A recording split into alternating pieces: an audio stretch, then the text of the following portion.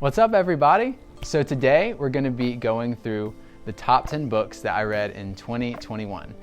I only did 5 last year, but I read a lot more books this year and a lot were awesome, so I wanted to share the 10 best books with you.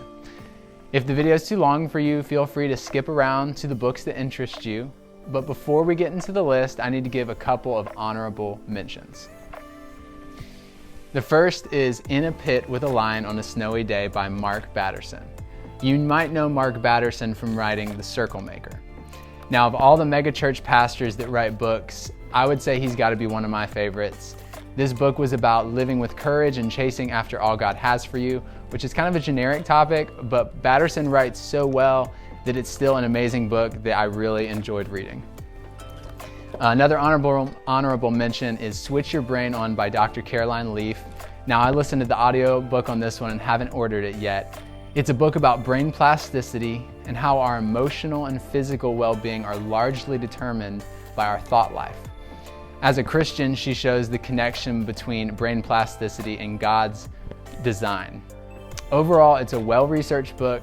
It was actually recommended to me last year by someone that commented on my best books video from last year, and I'm really glad they recommended it because I really enjoyed it.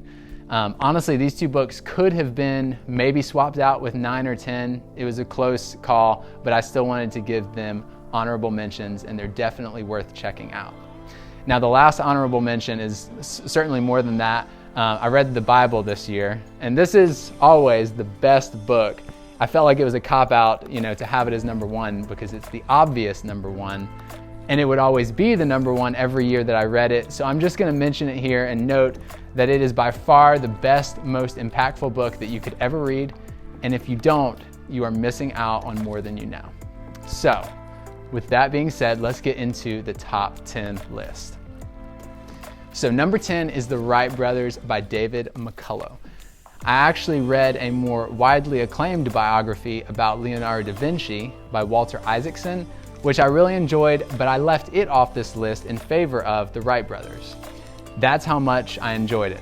I liked everything about this one. I liked the length of it. It covered the main aspects of their lives without getting into the weeds, which I feel like a lot of biographies do. I liked the time period. It felt like such a time of optimism and growth in America and the world at large. Also, the Wright brothers were the quintessential Americans. They were down-to-earth entrepreneurs that self-funded their work on becoming the first in flight with a little bicycle shop that they owned. It's so cool.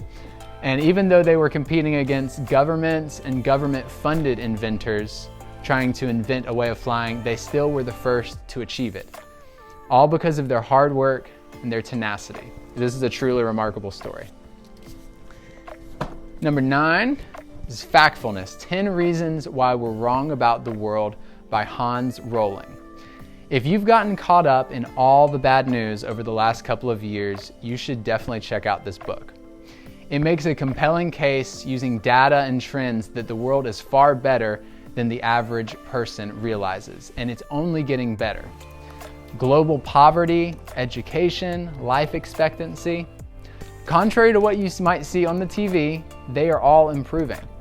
I already knew much of this progress being made globally in these areas from other reading that I've done, but this book still wowed me. This is the kind of book that can really change the way you see the world, and because of that, I would highly recommend it. Number 8 book was No Excuses, The Power of Self-Discipline by Brian Tracy. This book emphasizes what we all already know, and it is that self-discipline is the key to success in every area of life. In each of the 21 chapters, Brian Tracy explains how self-discipline positively affects 21 different aspects of our lives.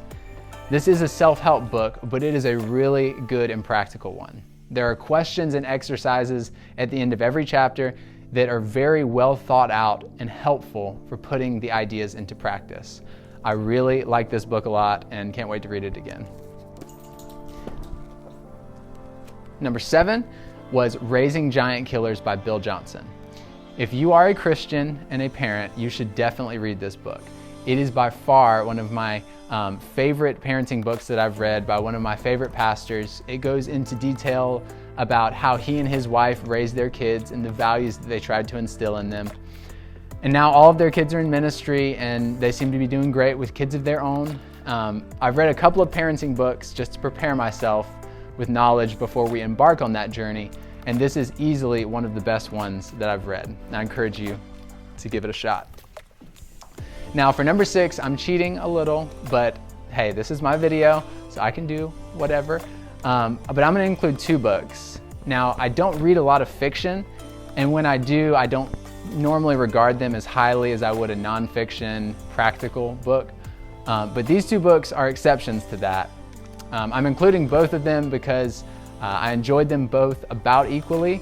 Both are epic sci-fis, and both are considered widely to be 2 of the best sci-fi books of all time. And the books are Ender's Game by Orson Scott Card and Dune by Frank Herbert. Now, I have not read all sci-fi books, but I see why people would say that these are 2 of the best of all time. I would say that they're 2 of the best fiction books that I've ever read, and if you're into sci-fi, I would highly recommend both.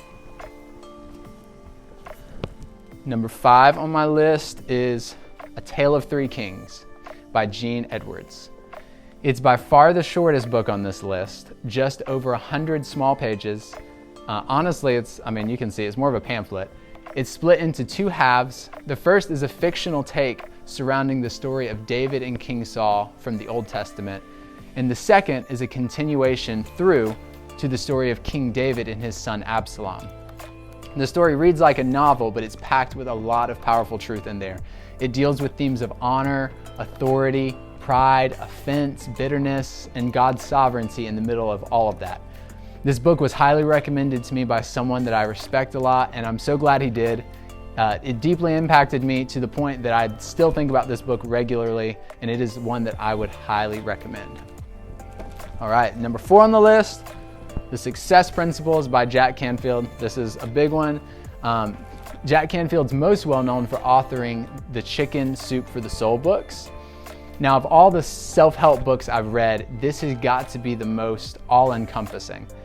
If I could only recommend one book from that genre to someone, it would have to be this book due to the massive amount of information and knowledge that it covers. I don't agree with everything in this book, but the good stuff far outweighs the stuff that I would disagree with, and so I would highly recommend this to someone that is looking to better themselves and desiring personal growth. Number 3 on the list is The Sun Does Shine by Anthony Ray Hinton. Man, this is an amazing and just a beautiful story. It's about a man that was convicted for crimes he didn't commit and spent nearly 30 years on death row because of it. So as you can imagine, it's grim, it's heartbreaking, but it's also funny at times and it's moving. It's one of those books that will legitimately have you laughing and crying. Anthony Ray Hinton, he seems like a really awesome guy, one that you would want to be friends with if you ever got to meet him. So definitely check out his story. This is easily one of the best books I read in 2021 and would highly recommend it. Number 2 on this list is called God's Smuggler by Brother Andrew. Wow, wow, wow. This book will seriously leave you speechless. Brother Andrew was a man from the Netherlands that God called to be a missionary behind the Iron Curtain.